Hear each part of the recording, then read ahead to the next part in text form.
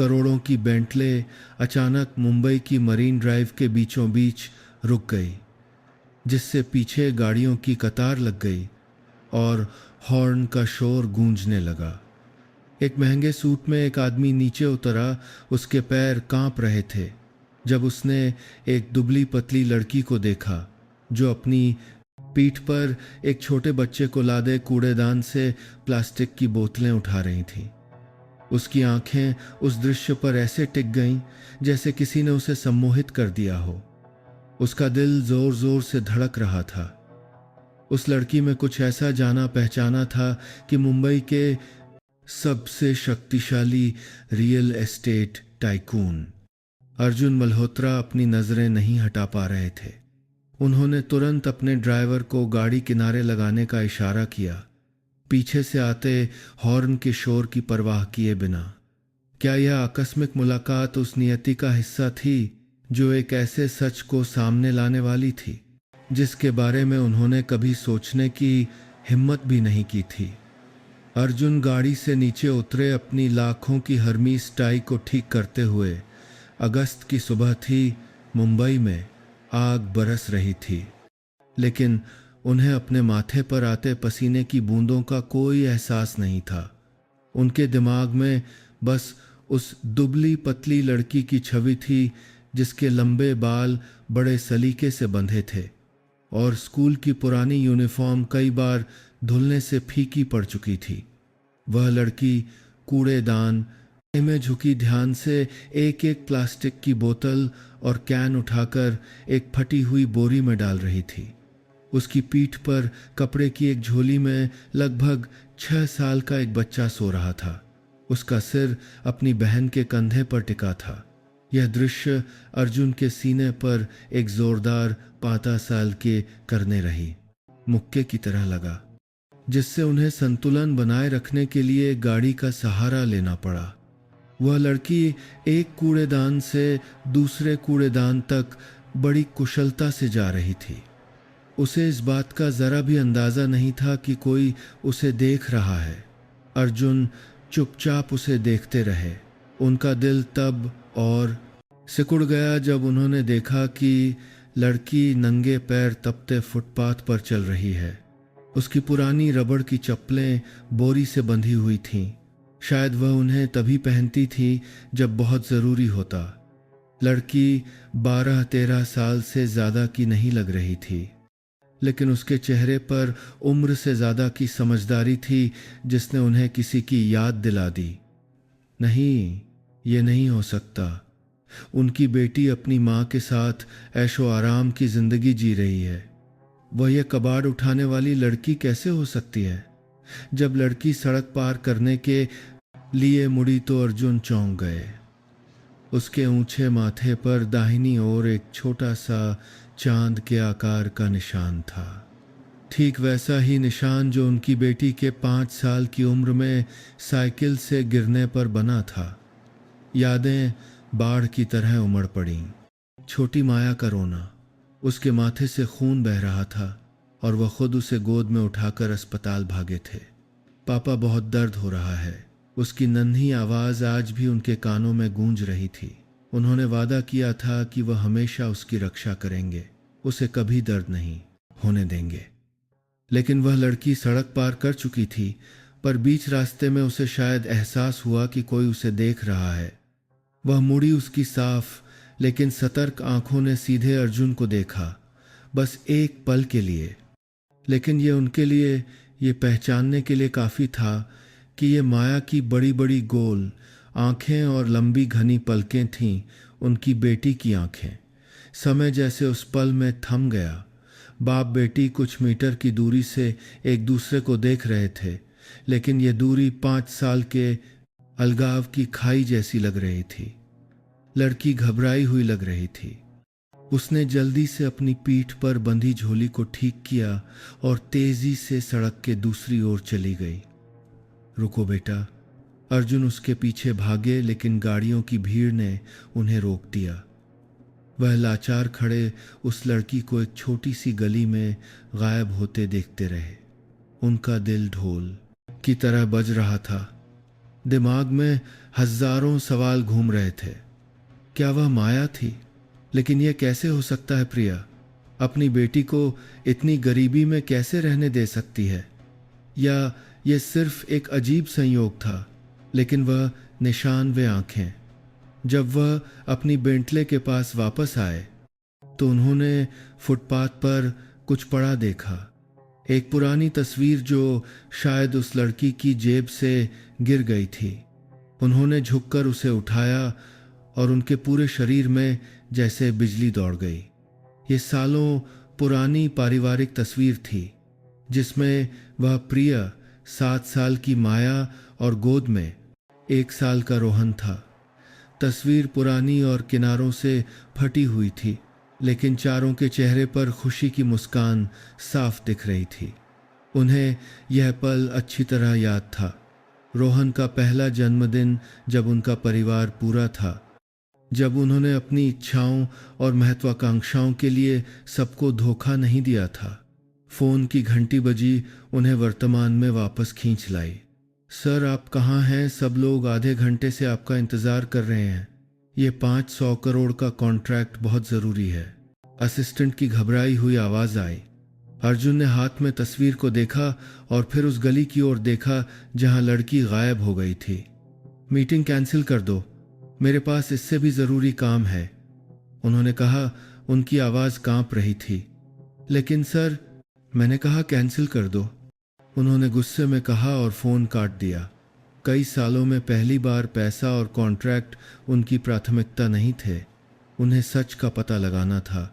उन्हें जानना था कि क्या वह उनकी बेटी थी, और अगर हाँ, तो माया ऐसी दयनीय स्थिति में क्यों जी रही थी। अर्जुन अपने विशाल ऑफिस में बैठे थे जहां से पूरा शहर दिखाई देता था, लेकिन उनका दिमाग 5 साल पहले की घटनाओं में घूम रहा था। परिवार की तस्वीर उनके सामने रखी थी जो उन्हें उस चीज की दर्दनाक याद दिला रही थी जो उन्होंने खो दिया था। 2019 में जब उनका करियर आसमान छू रहा था, उन्होंने अपनी महत्वाकांक्षाओं और इच्छाओं को अपने विवेक पर हावी होने दिया। तान्या, उनकी युवा और खूबसूरत सेक्रेटरी, मीठी मीठी बातों के साथ ठीक उसी समय उनकी जिंदगी में आई जब प्रिया बच्चों की देखभाल करते करते थक चुकी थी। रोहन तब सिर्फ 1 साल का था और रात में बहुत रोता था, जिससे उनकी पत्नी हमेशा नींद की कमी और चिड़चिड़ी रहती थी। उन्होंने इसे अपने धोखे का बहाना बना लिया। इतनी देर से आए रोहन अभी अभी सोया है, प्रिया ने कहा। उसका चेहरा नींद की कमी से सूजा हुआ था। उन्होंने कोई जवाब नहीं दिया। तान्या के परफ्यूम की महक अभी भी उनके कोट पर थी। अर्जुन, मैं जानती हूँ, प्रिया की आवाज अचानक ठंडी हो गई। क्या जानती हो तुम्हारे और तुम्हारी सेक्रेटरी के बारे में? यह वाक्य बिजली की तरह उन पर गिरा। उन्होंने इनकार करने की कोशिश की, लेकिन प्रिया सब कुछ जानती थी। मैं तुम्हें दोष नहीं देती। शायद मैं बच्चों में इतनी उलझ गई कि अपने पति का ख्याल रखना भूल गई। लेकिन अर्जुन, मैं थक गई हूँ, चलो तलाक ले लेते हैं। वह चौंक गए। उन्हें उम्मीद नहीं थी कि उनकी पत्नी इतनी शांत रहेगी। कोई रोना धोना नहीं, कोई चीखना चिल्लाना नहीं, बस उसकी आंखों में अत्यधिक थकान साफ दिख रही थी। तलाक की प्रक्रिया जल्दी पूरी हो गई। प्रिया ने दोनों बच्चों की कस्टडी के अलावा कुछ नहीं मांगा। मुझे तुम्हारे पैसे नहीं चाहिए, मैं खुद कमाकर अपने बच्चों को पाल सकती हूँ। बस मेरी और मेरे बच्चों की जिंदगी में दोबारा दखल मत देना। वह मान गए, कुछ हद तक राहत महसूस करते हुए कि उन्हें अपनी संपत्ति का बंटवारा नहीं करना पड़ेगा। उस समय उन्होंने सोचा कि प्रिया मूर्ख है जो अपने हक के लिए लड़ना नहीं जानती। अब पीछे मुड़कर देखते हैं तो उन्हें लगता है कि मूर्ख तो वह थे जिन्होंने सबसे कीमती चीजें खो दी। तलाक के बाद वह काम और तान्या के साथ अपने नए रिश्ते में डूब गए। उनका रियल एस्टेट साम्राज्य बढ़ता गया। पैसा पानी की तरह बह रहा था। कभी कभी उन्हें अपने बच्चों की याद आती, लेकिन फिर वह खुद को यह कहकर तसल्ली दे लेते कि वे अपनी माँ के साथ बेहतर रहेंगे। उनके पास उनकी देखभाल करने का समय नहीं है। धीरे धीरे दोनों बच्चों की छवि उनके दिमाग से धुंधली हो गई। जब कभी कभार याद आती तो वह बस अकाउंट में पैसे भेज देते और सोचते कि इतना काफ़ी है। उन्हें नहीं पता था कि प्रिया ने कभी उस पैसे को हाथ नहीं लगाया। वह सब कुछ बच्चों के भविष्य के लिए बचा कर रखा गया था। ऑफिस के दरवाजे पर दस्तक ने उन्हें वर्तमान में वापस ला दिया। असिस्टेंट चिंतित चेहरे के साथ अंदर आया। सर, पार्टनर्स अचानक मीटिंग कैंसिल करने से बहुत नाराज हैं। वे धमकी दे रहे हैं। उन्हें मेरी चिंता करने दो।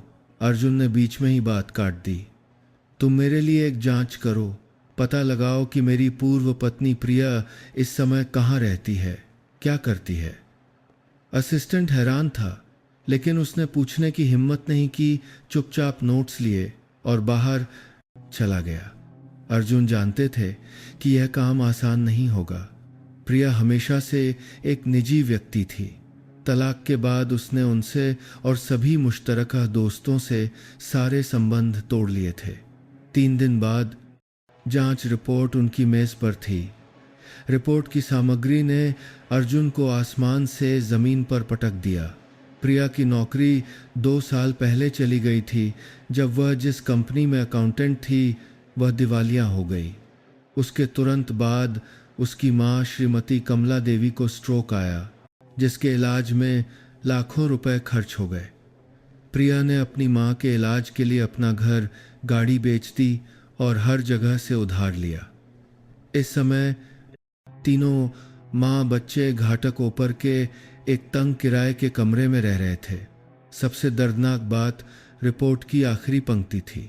कुछ लोगों ने प्रिया की बेटी को पैसे कमाने के लिए बाजार के आसपास कबाड़ उठाते हुए देखा है। अर्जुन अचानक खड़े हो गए। उनकी महंगी घूमने वाली कुर्सी पीछे गिर गई। वह जो पढ़ रहे थे उस पर विश्वास नहीं कर पा रहे थे। उनकी बेटी, उनकी छोटी राजकुमारी, जिसे उन्होंने इतना लाड़ प्यार किया था, अब जीने के लिए कबाड़ उठा रही थी। प्रिया पर गुस्सा उमड़ आया। उसने मदद के लिए उनसे संपर्क क्यों नहीं किया? उसने अपनी बेटी को इतना कष्ट क्यों सहने दिया? लेकिन फिर उन्हें याद आया कि वह खुद ही उनकी जिंदगी में दखल न देने के लिए राजी हुए थे। उन्होंने ही परिवार के बजाय तान्या और करियर को चुना था। उन्होंने ही पिछले 5 सालों से अपने बच्चों को छोड़ दिया था। उस शाम अर्जुन अपनी गाड़ी चलाकर घाटक ऊपर की उस गरीब बस्ती में पहुंचे। तंग गली इतनी संकरी थी कि कार अंदर नहीं जा सकती थी। उन्हें अपनी कार बाहर पार्क करके पैदल जाना पड़ा। नालियों से आती बदबू और मजदूरों की जिंदगी के शोर ने उन्हें असहज कर दिया। लेकिन ये सारी झुंझलाहट तब गायब हो गई जब वह कमरा नंबर 15 के सामने खड़े हुए, जहां रिपोर्ट के अनुसार प्रिया का परिवार रहता था। अंदर से एक लड़की के सिसकने की आवाज आ रही थी। माँ, तुम मरना मत, मैं तुम्हारे इलाज के लिए पैसे कमाऊंगी। ये माया की आवाज थी। कोई गलती नहीं हो सकती।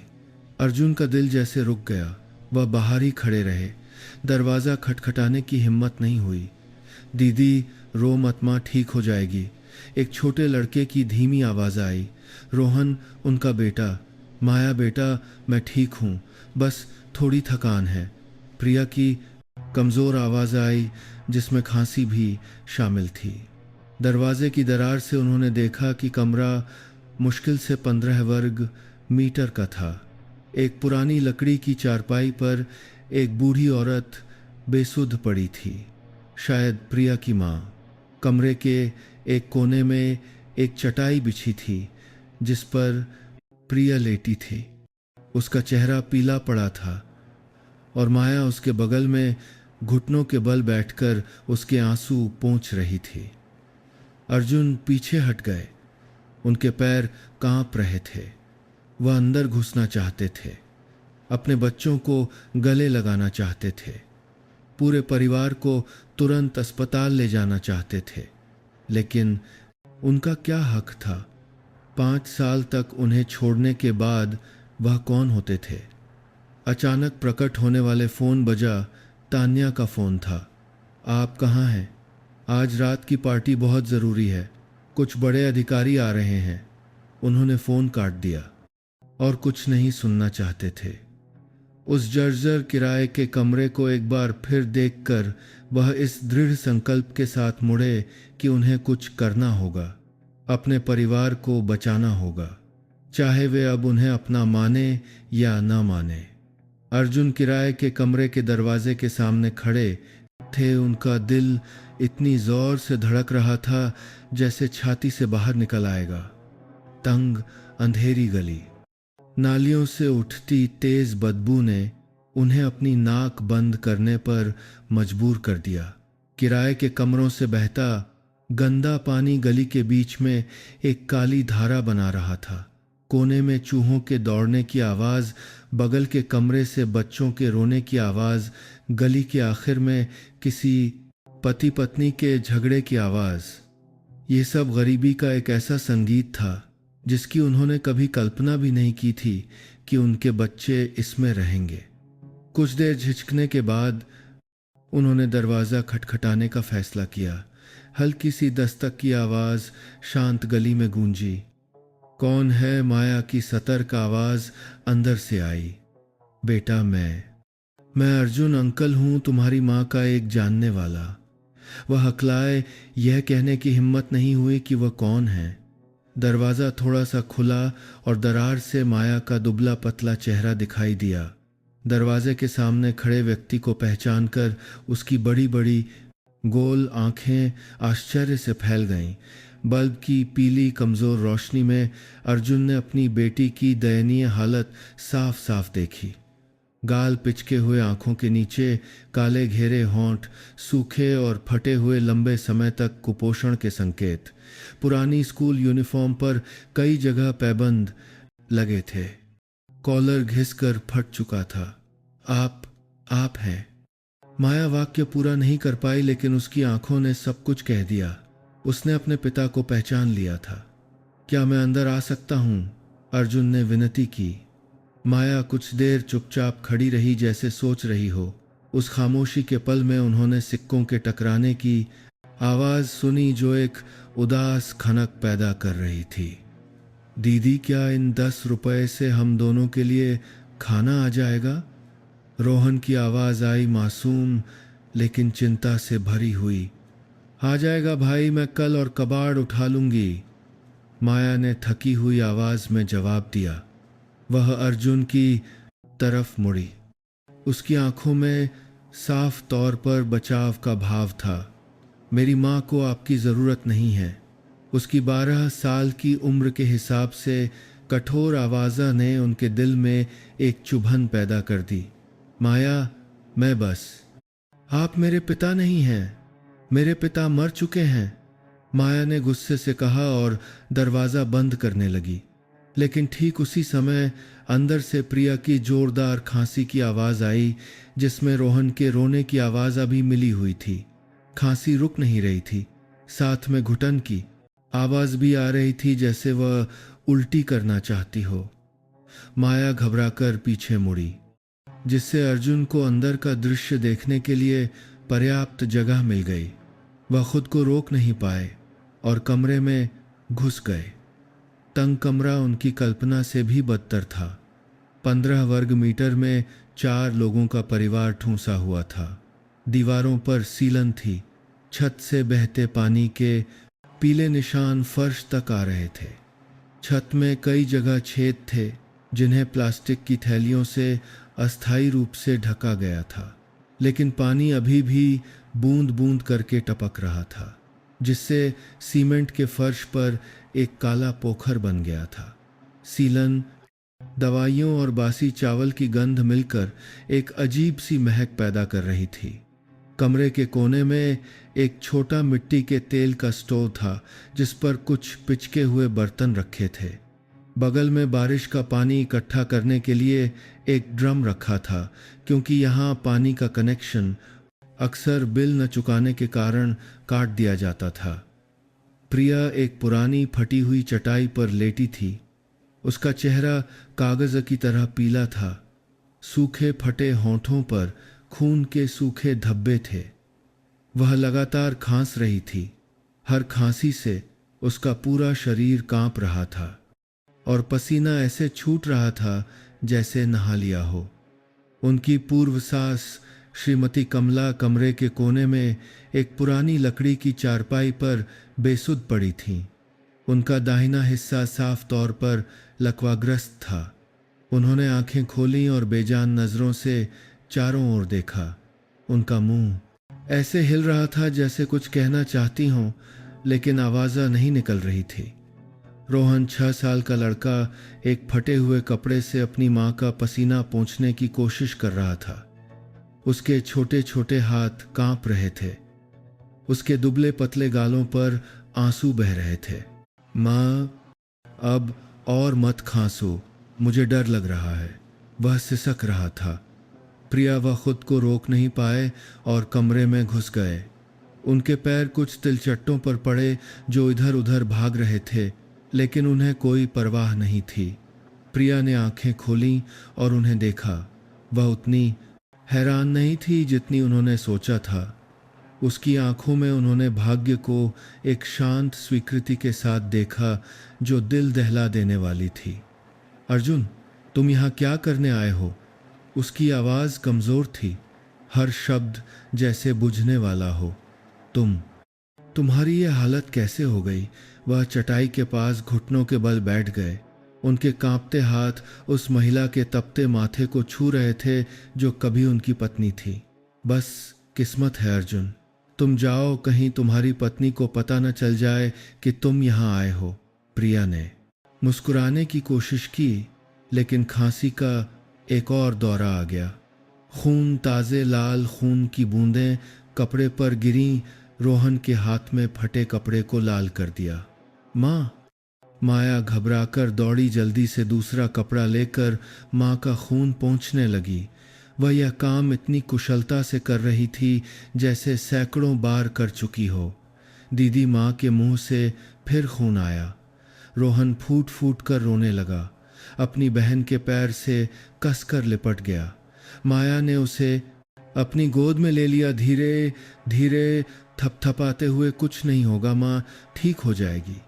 लेकिन उसकी आवाज़ में ज़रा भी विश्वास नहीं था। अर्जुन जैसे सुध बुध खो बैठे थे। उन्होंने प्रिया को उठाया। तुम्हें क्या हुआ है? फेफड़ों का कैंसर, आखिरी स्टेज। माया ने ठंडेपन से कहा, जैसे मौसम के बारे में बात कर रही हो। डॉक्टर ने कहा कि माँ के पास बस 2-3 महीने हैं, लेकिन वह इलाज नहीं करवाना चाहती। कहती हैं कि पैसे नानी के इलाज के लिए बचाने हैं। वह अपनी बेटी को देखकर दंग रह गए।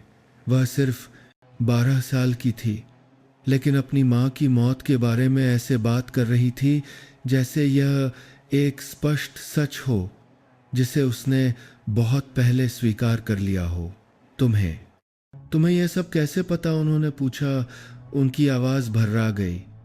माया फीकी हंसी क्योंकि मैं माँ के साथ डॉक्टर की बात सुनने गई थी। माँ नहीं चाहती थी कि मुझे पता चले, लेकिन मैं अब बच्ची नहीं हूँ।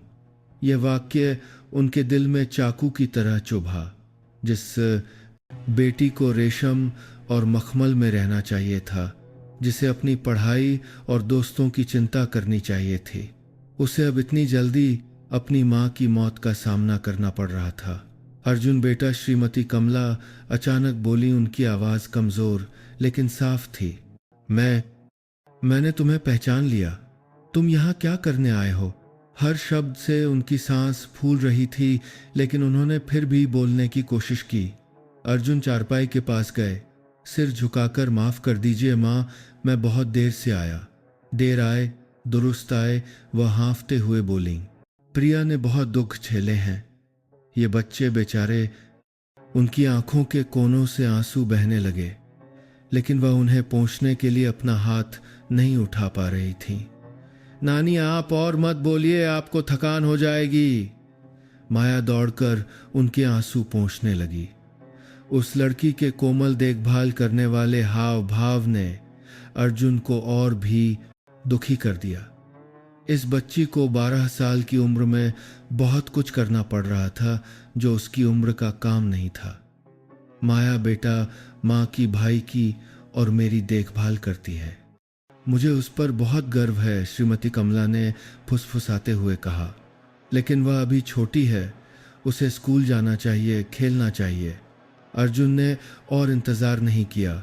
उन्होंने प्रिया को अपनी गोद में उठा लिया। उसकी कमज़ोर आपत्तियों के बावजूद, तुम क्या कर रहे हो? मुझे नीचे उतारो। नहीं, हम अभी अस्पताल जा रहे हैं, उन्होंने दृढ़ता से कहा। उनकी आवाज़ में कोई बहस की गुंजाइश नहीं थी। माया और रोहन घबरा कर पीछे भागे। नानी घर पर अकेली कैसे रहेंगी, पड़ोसी देख लेंगे, माया ने संक्षेप में जवाब दिया। वह बगल के कमरे का दरवाज़ा खटखटाने भागी। शांति आंटी, मेरी माँ को तुरंत अस्पताल ले जाना है, आप प्लीज़ नानी का ध्यान रखना।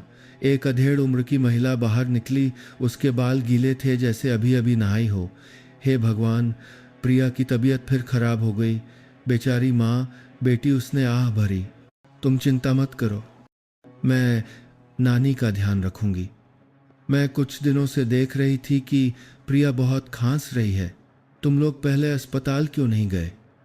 जी माँ, नहीं चाहती थी, माया ने सिर झुका लिया। शांति आंटी ने अर्जुन को शक की निगाह से देखा। आप कौन हैं जो प्रिया को ऐसे ले जा रहे हैं? जी, ये हैं। माया झिझकी। मैं इनका रिश्तेदार हूँ, अर्जुन ने जल्दी से जवाब दिया और प्रिया को लेकर कार की तरफ भागे। अस्पताल के रास्ते में प्रिया अर्जुन की गोद में लेटी थी। उसकी सांसें धीमी हो रही थीं। माया रोहन को गोद में लिए पिछली सीट पर सिकुड़ी बैठी थी। लड़का अभी भी सिसक रहा था। दीदी, क्या माँ मर जाएगी? नहीं माँ, ठीक हो जाएगी, माया ने उसे दिलासा दिया। लेकिन वह खुद कांप रही थी। याद है, माँ ने कहा था कि हमें मजबूत रहना है। तुम लड़के हो, तुम्हें बहादुर बनना होगा। लेकिन मुझे डर लग रहा है। मैं नहीं चाहता कि माँ भी उस दिन वाली आंटी की तरह मर जाए। रोहन सिसकने लगा। अर्जुन चौंक गए। कौन आंटी? किस दिन गली के आखिर वाले कमरे में रहती थी, माया ने समझाया। जब उसने देखा कि वह पीछे मुड़कर देख रहे हैं। उन्हें भी कैंसर था, पिछले हफ्ते मर गईं। माँ उनके यहाँ अगरबत्ती जलाने भी गई थी। लड़की की आवाज़ इतनी शांत थी जैसे वह कोई रोज़मर्रा की बात बता रही हो। गरीबी में रहते हुए, मौत को अक्सर देखते हुए, ये बच्चे दर्द के प्रति कठोर हो गए थे। लेकिन माया की आंखों की गहराई में उन्होंने अभी भी डर देखा। डर कि उसकी माँ भी उस आंटी की तरह चली जाएगी और दोनों भाई बहन अनाथ हो जाएंगे। मुंबई के सबसे बड़े प्राइवेट अस्पताल में डॉक्टरों ने तुरंत मरीज को भर्ती कर लिया। प्रिया को सीधे इमरजेंसी रूम में ले जाया गया। अर्जुन ने प्रक्रिया पूरी की और खर्च की परवाह किए बिना सबसे अच्छे इलाज का अनुरोध किया। मेडिकल स्टाफ ने उन्हें अजीब नज़रों से देखा जब उन्होंने एक शानदार कपड़े पहने आदमी को 2 फटेहाल बच्चों के साथ देखा। माया ने उन नज़रों को महसूस किया और अपना सिर और नीचे झुका लिया। रोहन अपनी बहन से कसकर लिपट गया। उसकी आंखें डर से चारों ओर देख रही थीं। भूख लगी है? अर्जुन ने पूछा जब उन्होंने देखा कि रोहन अपना पेट पकड़े हुए है। लड़के ने अपनी बहन की तरफ देखा जैसे इजाज़त मांग रहा हो। माया ने सिर हिला दिया। नहीं, हमें भूख नहीं है। लेकिन ठीक उसी समय रोहन का पेट गुड़गुड़ाया। लड़का शर्माकर सिर झुका लिया। मैं तुम लोगों के लिए कुछ खाने को लाता हूं। अर्जुन उठे, लेकिन माया ने उन्हें रोक लिया। नहीं, हमें आदत है। हमने सुबह पेट भर खाया था। सुबह क्या खाया था, उन्होंने पूछा। माया चुप रही, लेकिन रोहन ने ईमानदारी से कहा, बासी चावल और नमक, लेकिन बहुत अच्छा था। दीदी ने मुझे ज़्यादा दिया। अर्जुन ने अपना चेहरा फेर लिया। वह नहीं चाहते थे कि उनके बच्चे उनके आंसू देखें। बासी चावल और नमक ये उनके बच्चों का खाना था। उन्हें वे शानदार पार्टियां याद आईं जिनमें वह अक्सर शामिल होते थे। वे महंगे व्यंजन जो बर्बाद हो जाते थे, जबकि उनके बच्चे नमक और चावल खा रहे थे। मैं खाना लेने जा रहा हूँ।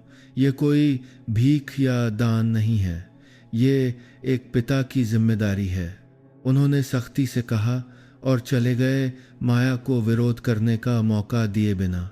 जब वह खाने की ट्रे के साथ वापस आए तो दोनों भाई बहन कुर्सी पर एक दूसरे के सहारे बैठे थे।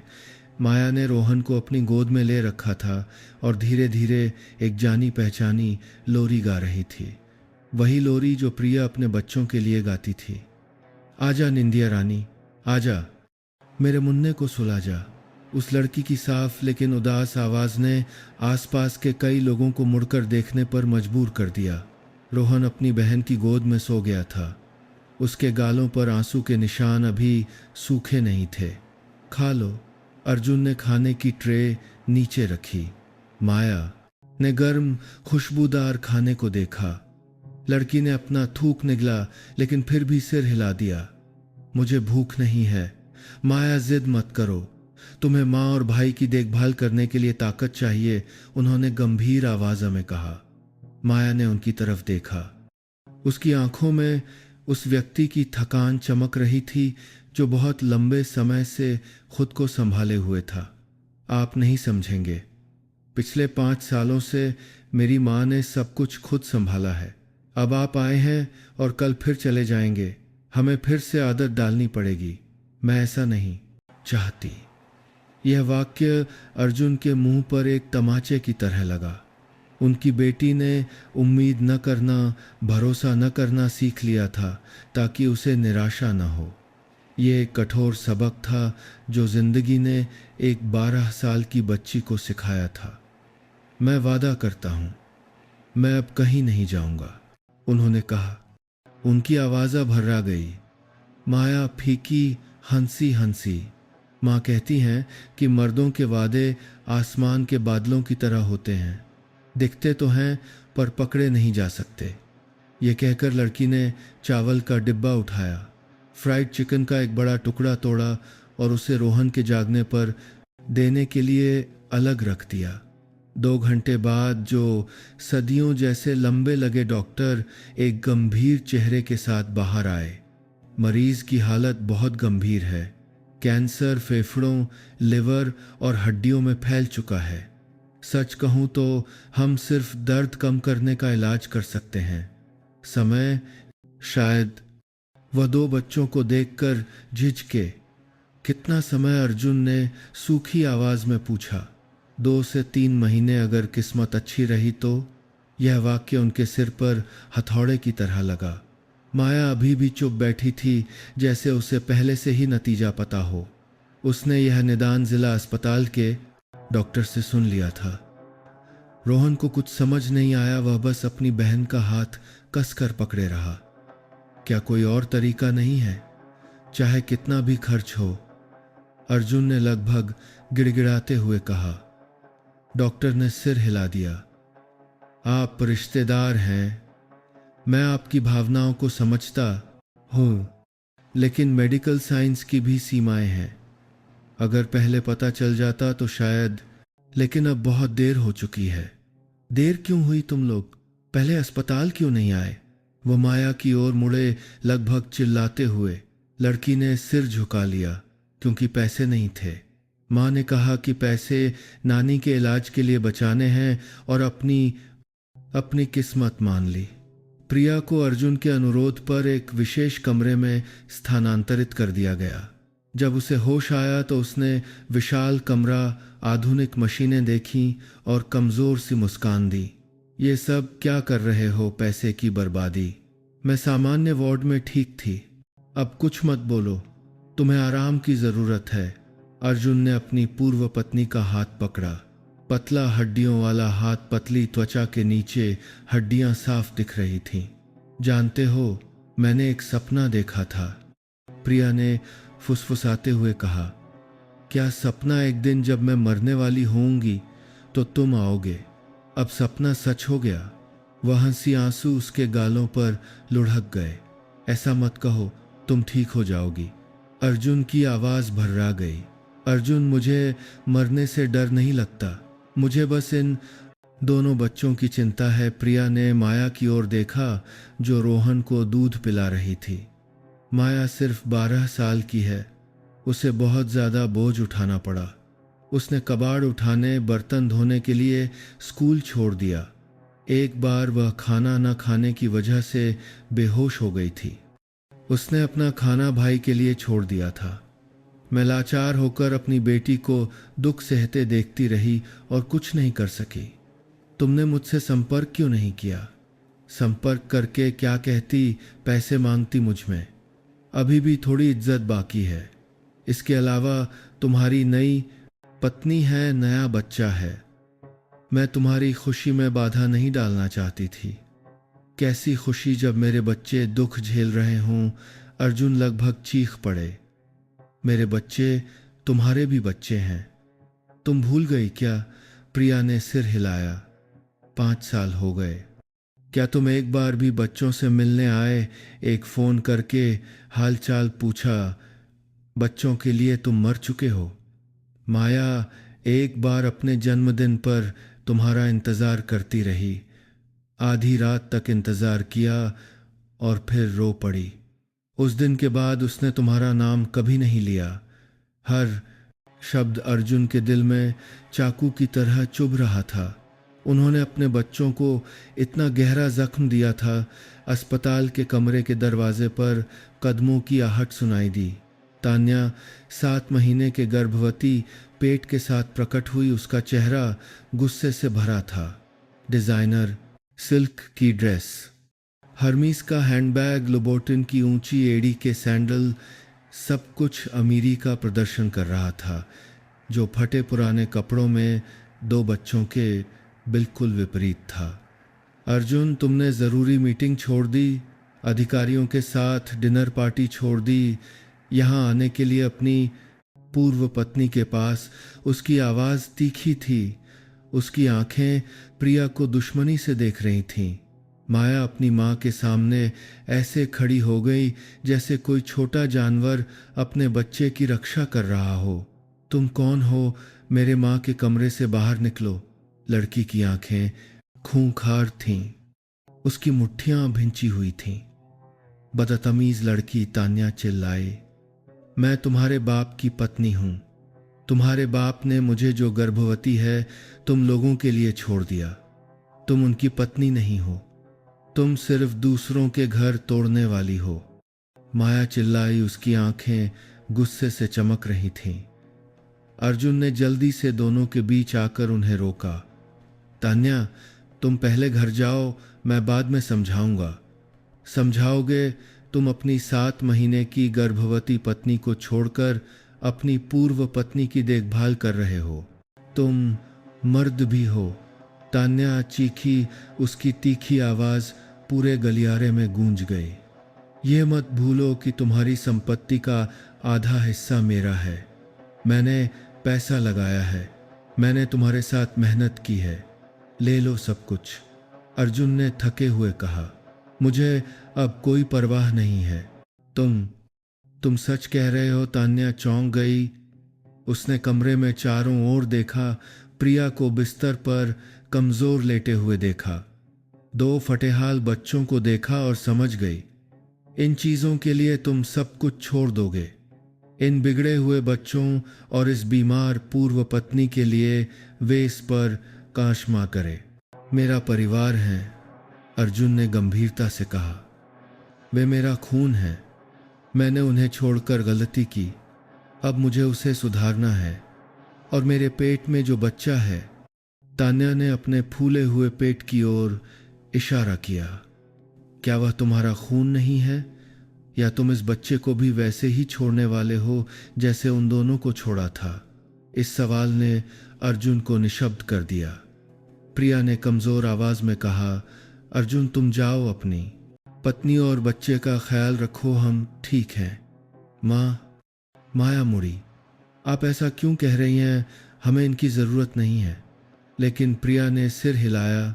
बेटा, अपने पिता से नफरत मत करो। बड़े लोग भी कभी कभी गलतियां करते हैं। ज़रूरी यह है कि वे अपनी गलती सुधार लें। रोहन दौड़कर अर्जुन के पैर से लिपट गया। पापा मत जाओ, मुझे आपकी बहुत याद आती है। वह फूट फूट कर रोने लगा। उसके दोनों हाथ कस कर जकड़े हुए थे। तान्या ने यह दृश्य देखा, उसका चेहरा पीला पड़ गया। ठीक है, तुम इन्हीं के साथ रहो, लेकिन अगर तुम तुरंत वापस नहीं आए तो मुझे दोष मत देना। वह एडी मोड़कर चली गई। दरवाजे से बाहर निकलने से पहले उसने अर्जुन को नफरत भरी नजरों से देखा। कमरा एक भारी खामोशी में डूब गया। केवल दवा पंप की नियमित टप टप और प्रिया की कमजोर सांसों की आवाज आ रही थी। प्रिया के अस्पताल में भर्ती होने के 10 दिन बाद भी स्थिति में कोई सुधार नहीं हुआ।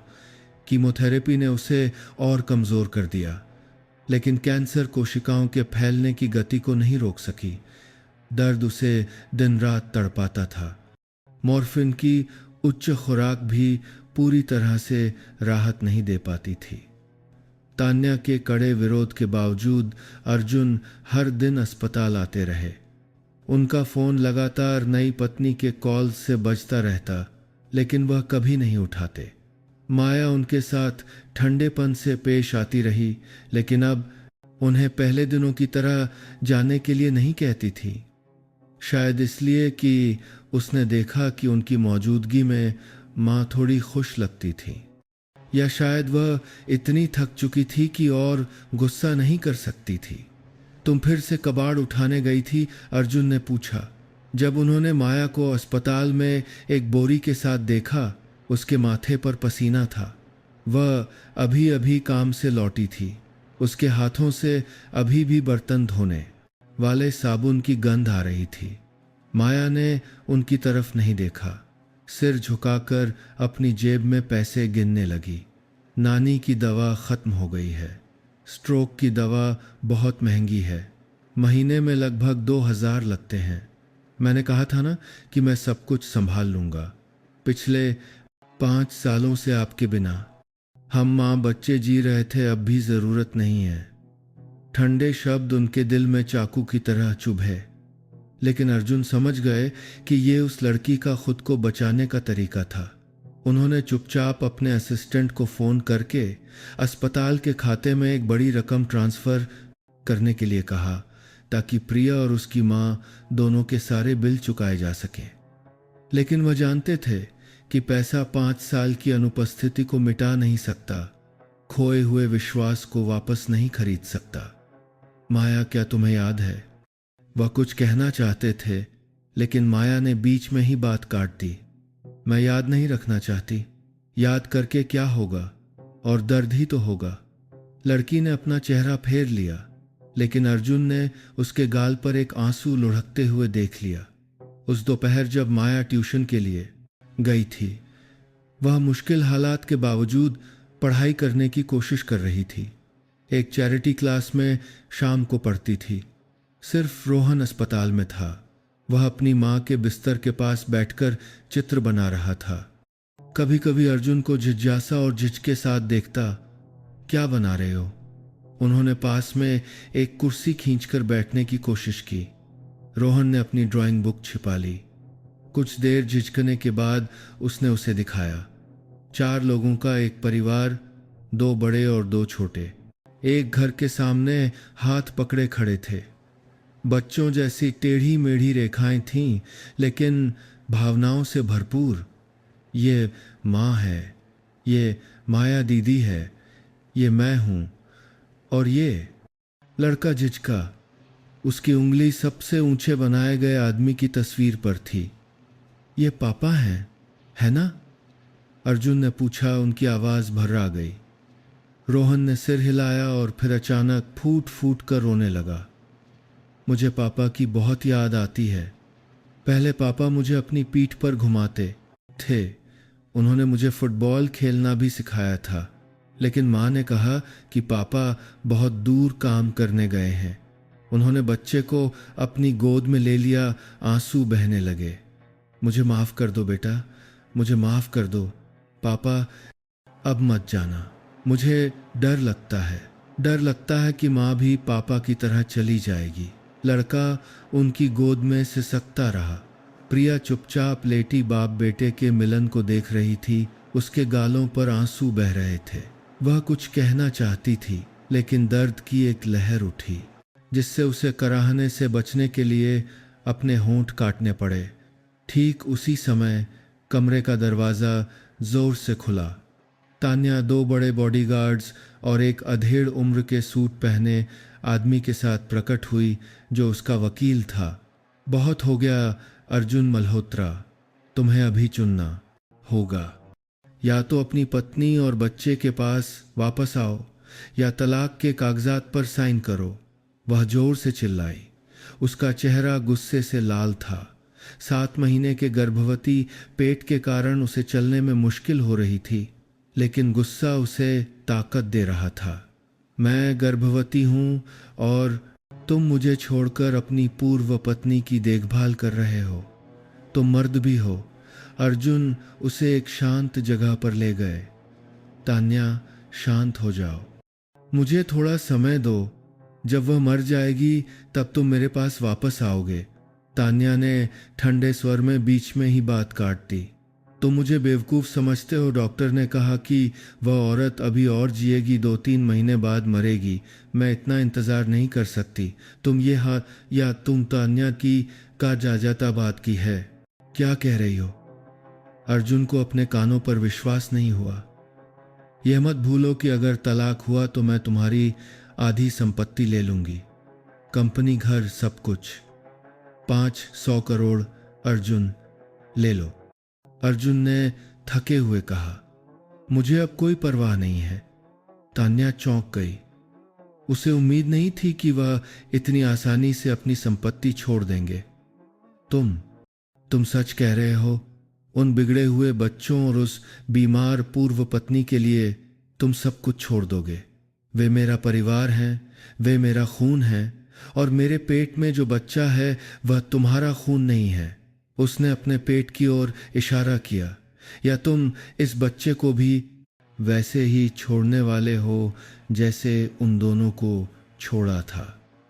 इस सवाल ने अर्जुन को निशब्द कर दिया। हाँ, वह अपनी गलती नहीं दोहरा सकते।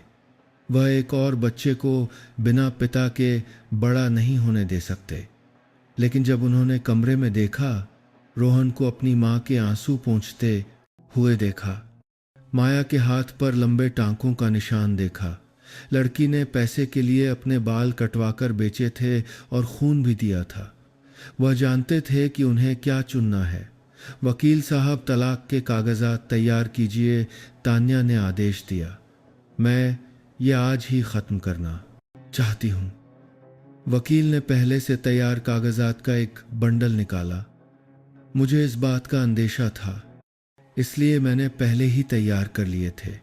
मिस्टर मल्होत्रा को बस साइन करना है। अर्जुन ने सरसरी तौर पर पढ़ा। संपत्ति का आधा आधा बंटवारा। जन्म के बाद बच्चे की कस्टडी तान्या को मिलेगी। उन्हें हर साल 10 करोड़ का गुजारा भत्ता देना होगा। 10 करोड़ हर साल। वह फीकी हंसी हंसे। बस इतना ही। ताना मत मारो, तान्या ने गुस्से से कहा।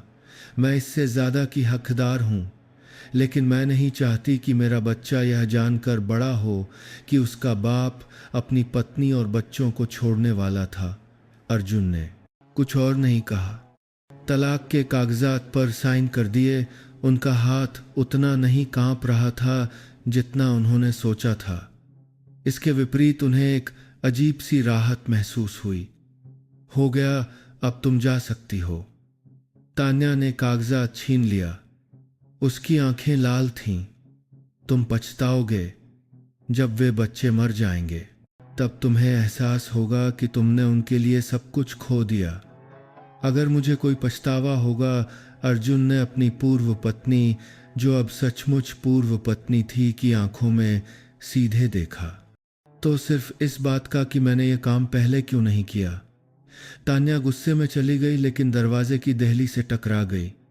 उसके पेट में दर्द उठा जिससे उसे रुकना पड़ा। उसका चेहरा सिकुड़ गया। तुम ठीक हो? अर्जुन ने सहज रूप से उसे सहारा दिया। फिक्र करने का नाटक मत करो। तान्या ने उनका हाथ झटक दिया, लेकिन फिर दर्द से चिल्ला पड़ी। मेरे पेट में बहुत दर्द हो रहा है। उसके पैरों से खून बहने लगा। इमरजेंसी, कोई डॉक्टर को बुलाओ, अर्जुन चिल्लाए। नर्सों ने जल्दी से तान्या को प्रसूति इमरजेंसी रूम में पहुंचाया। डॉक्टर तनावपूर्ण चेहरे के साथ अंदर बाहर दौड़ रहे थे। अर्जुन गलियारे में खड़े थे। उनका दिल जल रहा था। तलाक हो चुका था, लेकिन वह अभी भी उनके बच्चे की मां थी। पापा, माया अचानक उनके बगल में आकर खड़ी हो गई। वह कैसी हैं? अर्जुन हैरान थे कि उनकी बेटी ने उन्हें इतनी सहजता से पापा कहा। पता नहीं, लगता है वह जन्म देने वाली हैं। और आप और वह। माया ने उन्हें देखा। क्या आप उससे प्यार करते हैं? इस अप्रत्याशित सवाल ने अर्जुन को रोक दिया। क्या वह अपने होने वाले बच्चे से प्यार करते थे पापा? मुझे नहीं पता माया। मैं बस इतना जानता हूं कि मैंने तुम्हें और रोहन को छोड़कर गलती की। मैं उस गलती को दोहराना नहीं चाहता। माया ने सिर हिलाया। उसके चेहरे पर समझदारी साफ झलक रही थी। मैं समझती हूं, आखिर वह मेरा भाई या बहन है। अगर जरूरत पड़ी तो मैं आपकी मदद करूंगी उसकी देखभाल करने में। अपनी बेटी की दयालुता ने अर्जुन को भावुक कर दिया। इतना सब कुछ सहने के बाद भी माया अपने सौतेले भाई या बहन को प्यार करने के लिए तैयार थी। 2 घंटे बाद डॉक्टर बाहर आए। 32वें हफ्ते में समय से पहले डिलीवरी हुई है। माँ और बच्चा दोनों सुरक्षित हैं, लेकिन बच्चे को इनक्यूबेटर में रखना होगा। एक लड़की है, वजन 8 किलो। अर्जुन ने राहत की सांस ली। क्या मैं अंदर जाकर मिल सकता हूँ? श्रीमती तान्या आपसे नहीं मिलना चाहती। डॉक्टर ने सिर हिलाया। उन्होंने कहा कि उनका नया पति उनकी देखभाल कर लेगा। नया पति? अर्जुन चौंक गए। तो तान्या का कोई और था, शायद बहुत पहले से। इससे यह भी साफ हो गया कि वह तलाक के लिए इतनी जल्दी में क्यों थी। उस रात अर्जुन प्रिया के बिस्तर के पास जागते रहे। उनकी पूर्व पत्नी चैन से नहीं सो पा रही थी। दर्द उसे नींद में भी परेशान कर रहा था। अस्पताल की मनोचिकित्सक, एक दयालु अधेड़ उम्र की महिला, उनसे मिलने आई। मिस्टर मल्होत्रा, क्या मैं आपसे कुछ मिनट बात कर सकती हूँ? वह उनके बगल में बैठ गईं। मैंने आपके परिवार को देखा है। दोनों बच्चे गहरे मानसिक आघात से गुजर रहे हैं। मैं जानता हूँ, अर्जुन ने आह भरी, और ये सब मेरी गलती है। खुद को इतना दोष मत दीजिए। ज़रूरी ये है कि आप वापस आ गए हैं, लेकिन आपको समझना होगा, रिश्ते सुधारना आसान नहीं होगा। माया अबैंडनमेंट सिंड्रोम से पीड़ित है। वह भरोसा करने से डरती है क्योंकि उसे फिर से चोट लगने का डर है। और रोहन उस दौर में है जहां उसे एक पिता की छवि की ज़रूरत है, लेकिन उसे खोने का डर भी है। मनोचिकित्सक ने विस्तार से समझाया। आपको धैर्य रखना होगा। ऐसे वादे न करें जिन्हें आप पूरा नहीं कर सकते। छोटे लेकिन लगातार किए गए काम बड़े वादों से ज़्यादा महत्वपूर्ण होते हैं। माया कुर्सी पर सिमटी हुई लेटी थी। उसका एक हाथ अभी भी माँ का हाथ थामे हुए था। रोहन उनकी गोद में गहरी नींद में सो रहा था। कभी कभी चौंककर माँ पुकारता। उन्होंने इस छोटे से परिवार को देखा और अपनी नवजात बेटी के बारे में सोचा। एक मासूम जान जिसे बड़ों की उलझनों के बारे में कुछ नहीं पता था। मनोचिकित्सक ने जैसे उनके विचार पढ़ लिए। आप नवजात बच्ची के बारे में चिंतित हैं।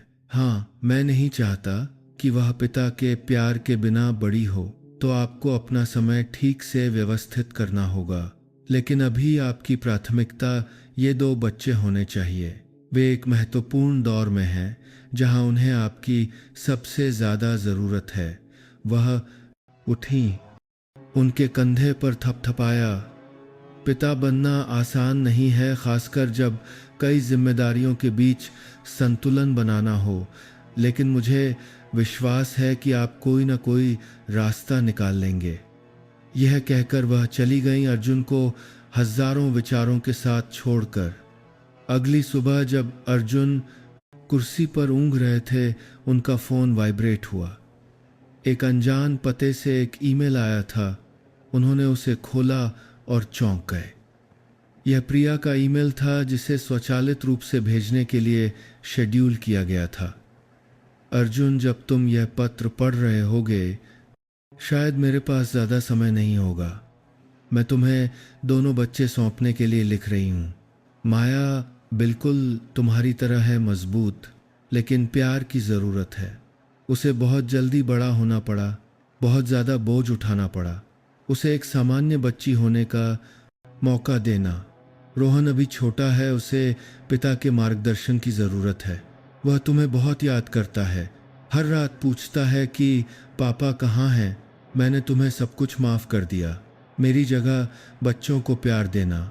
मुझे पता है कि तुम अपनी नई पत्नी के साथ मुश्किल में हो, लेकिन प्लीज़ बच्चों के लिए उन्हें एक मौका दो। उन्हें मेरी तरह दुख मत झेलने देना। प्रिया। वह घबराकर बिस्तर की ओर देखने लगे। प्रिया वहीं लेटी थी, लेकिन जीवन संकेत मॉनिटर जोर जोर से बीप कर रहा था।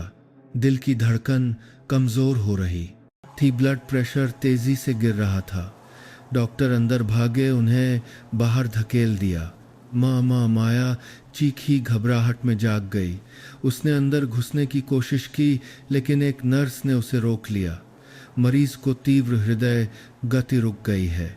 शॉक की तैयारी करो डॉक्टर की। तत्काल आवाज गूंजी। 300। क्लियर। डिफिब्रिलेटर की आवाज गूंजी। एक बार, 2 बार, 3 बार। अर्जुन ने दोनों बच्चों को गले लगा लिया। उनका दिल जैसे रुक गया। माया उनकी गोद में फूट फूट कर रो रही थी। माँ, मरना मत। मुझे माफ़ कर दो, मैं अब पापा से नाराज़ नहीं हूँ। माँ। रोहन को समझ नहीं आ रहा था कि क्या हो रहा है। वह बस अपनी बहन से लिपट कर रोने लगा। कुछ नहीं होगा माँ को, कुछ नहीं होगा। अर्जुन ने दिलासा दिया, लेकिन उन्हें खुद अपनी बातों पर विश्वास नहीं था। ये वह क्षण था जब उन्हें फैसला करना था, रुकना या जाना, अतीत चुनना या भविष्य, पुराना प्यार और रिश्ता चुनना या नई जिम्मेदारी। ठीक उसी समय तान्या का फोन आया। उसकी आवाज़ कमज़ोर थी। अर्जुन, मैंने अभी अभी एक बच्ची को जन्म दिया है। उसने उसका नाम मिहिका रखा है। अर्जुन चुप रहे, समझ नहीं पा रहे थे कि क्या कहें। बच्ची के ठीक होते ही मैं अमेरिका चली जाऊंगी। मेरे बॉयफ्रेंड ने सारी औपचारिकताएं पूरी कर ली हैं। आज से हमारा कोई लेना देना नहीं है और बच्ची को नया पिता मिलेगा। तुम अपने पुराने बच्चों का ख्याल रखो। तान्या की आवाज़ों में थोड़ी कड़वाहट थी। मैं तुम्हें खुशी की कामना करती हूँ। फ़ोन कट गया। आधे घंटे के तनाव के बाद इमरजेंसी रूम का दरवाज़ा खुला। एक थके हुए डॉक्टर बाहर निकले। फिलहाल खतरा टल गया है, लेकिन हालत बहुत ख़राब है शायद। उन्होंने वाक्य पूरा नहीं किया। उनकी आंखों ने सब कुछ कह दिया। उन्हें तुरंत सिंगापुर ले जाना होगा। वहाँ एक नया इलाज का तरीका है। एक युवा डॉक्टर ने सुझाव दिया। माउंट एलिजाबेथ में मेरा एक जानने वाला है, मैं तुरंत संपर्क कर सकता हूँ। तुरंत करो। अर्जुन लगभग चीख पड़े, चाहे कितना भी खर्च हो। माया कमरे में भागी, माँ के बिस्तर के पास घुटनों के बल बैठ गई। प्रिया ने आंखें खोलीं, कमज़ोर सी मुस्कान दी। मुझे डर था कि मैं अलविदा नहीं कह पाऊंगी। ऐसा मत कहो माँ, तुम ठीक हो जाओगी। माया सिसकने लगी। माया, बेटा मजबूत रहना, भाई का ख्याल रखना और अपने पिता को माफ़ कर देना। वह एक अच्छे इंसान हैं, बस रास्ता भटक गए थे। मैंने उन्हें माफ़ कर दिया माँ।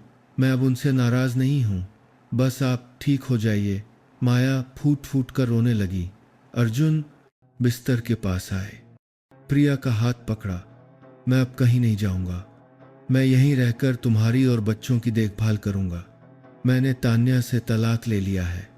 तुमने ये गलत किया, प्रिया ने फुसफुसाते हुए कहा। वह बच्ची मासूम है, मैं संभाल लूंगा। तुम बस अपने इलाज पर ध्यान दो। कल मैं तुम्हें सिंगापुर ले जाऊंगा, सबसे अच्छे अस्पताल में। अर्जुन, प्रिया ने बीच में ही बात काट दी। मैं अपनी हालत जानती हूँ, लेकिन धन्यवाद कि तुम वापस आए। कम से कम बच्चों के पास उनके पिता हैं। ऐसा मत कहो। अर्जुन की आवाज़ भर्रा गई। तुम ठीक हो जाओगी। हम साथ मिलकर बच्चों को पालेंगे, पति पत्नी की तरह नहीं, बल्कि दोस्त और परिवार की तरह। तुम्हें बच्चों के लिए जीना होगा। प्रिया मुस्कुराई, आंसू उसके गालों पर लुढ़क गए। जानते हो, मैंने बहुत पहले से ही खुद को तैयार कर लिया था, लेकिन अब तुम्हें बच्चों की परवाह करते देखकर मुझे ज़्यादा सुकून है। मुझसे वादा करो, चाहे कुछ भी हो जाए, तुम उन्हें फिर कभी नहीं छोड़ोगे। मैं कसम खाता हूँ। अर्जुन ने अपनी पूर्व पत्नी का हाथ कसकर पकड़ा। मैं अपनी जान की कसम खाता हूँ, मैं अपने बच्चों को फिर कभी नहीं छोड़ूंगा। खिड़की के बाहर मुंबई में बारिश शुरू हो गई थी। मौसम की पहली बारिश अपने साथ ठंडक लेकर आई, पिछले कुछ दिनों की चिलचिलाती गर्मी को शांत करते हुए। छोटे से अस्पताल के कमरे में एक परिवार सालों के अलगाव के बाद फिर से एक हो रहा था, इस बात से अनजान कि आगे और कितनी चुनौतियां उनका इंतज़ार कर रही हैं। यह फैसला अर्जुन की ज़िंदगी की सबसे लंबी रात में लिया गया था। तलाक के कागजात पर हस्ताक्षर करने के बाद उनके पास अपनी पूर्व पत्नी को बचाने और बच्चों के साथ अपनी गलतियों को सुधारने के दृढ़ संकल्प के अलावा कुछ नहीं बचा था। अगली सुबह उन्होंने संपत्ति के बंटवारे की प्रक्रिया को पूरा करने के लिए अपने निजी वकील को फ़ोन किया। सर, क्या आप वाकई ऐसा करना चाहते हैं? हम 500 करोड़ की संपत्ति की बात कर रहे हैं। वकील चिंतित था। जिस तरह से मैडम तान्या मांग कर रही हैं, आप आधी से ज्यादा कंपनी बंगला शेयर खो देंगे। मुझे पता है। अर्जुन ने बीच में ही बात काट दी। बस उसकी मांगों के अनुसार करो। मुझे बस प्रिया के इलाज और बच्चों के पालन पोषण के लिए पर्याप्त पैसे चाहिए। तान्या के बच्चे को जन्म देने और अर्जुन के तलाक की खबर व्यापार जगत में तेजी से फैल गई। उनका फोन लगातार बजता रहा।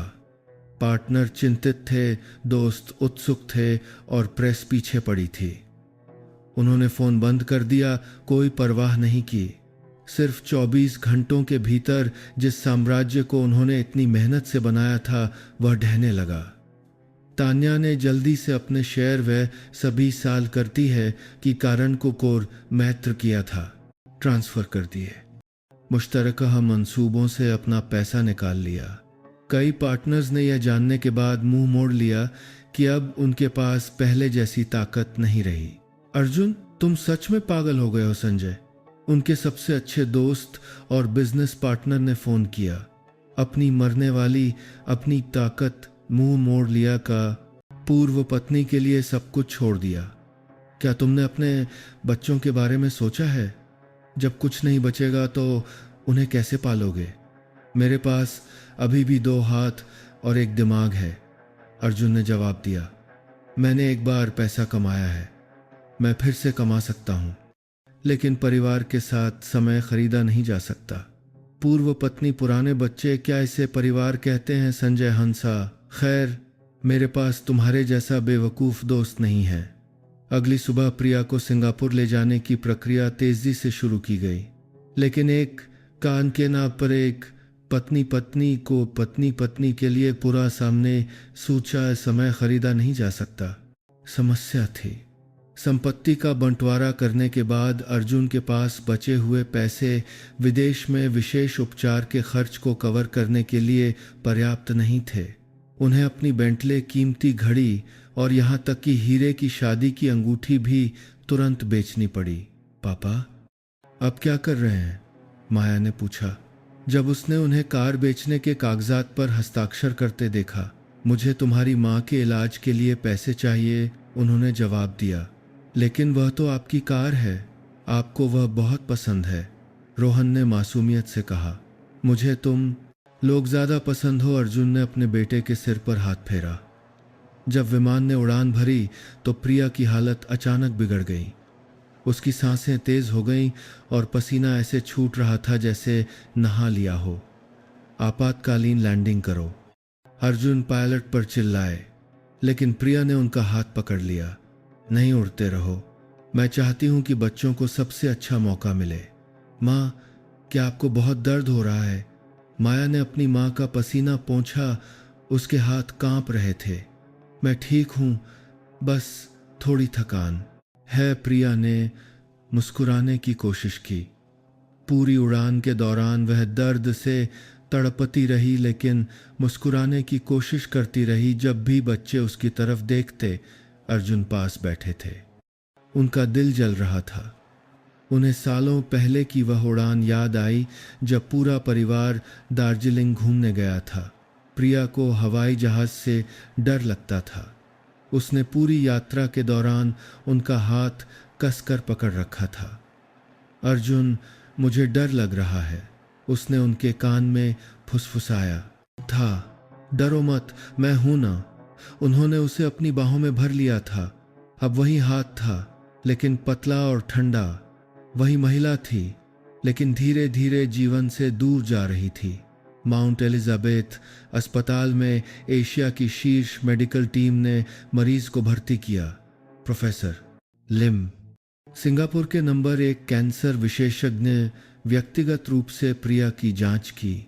2 दिनों के परीक्षण और परामर्श के बाद उन्होंने अर्जुन को अपने निजी कमरे में बुलाया।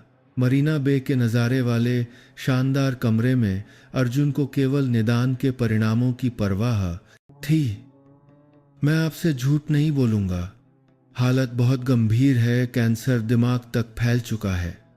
लेकिन वह अपने चश्मे को ठीक करते हुए झिझके। लेकिन क्या प्रोफेसर अर्जुन अधीर हो गए?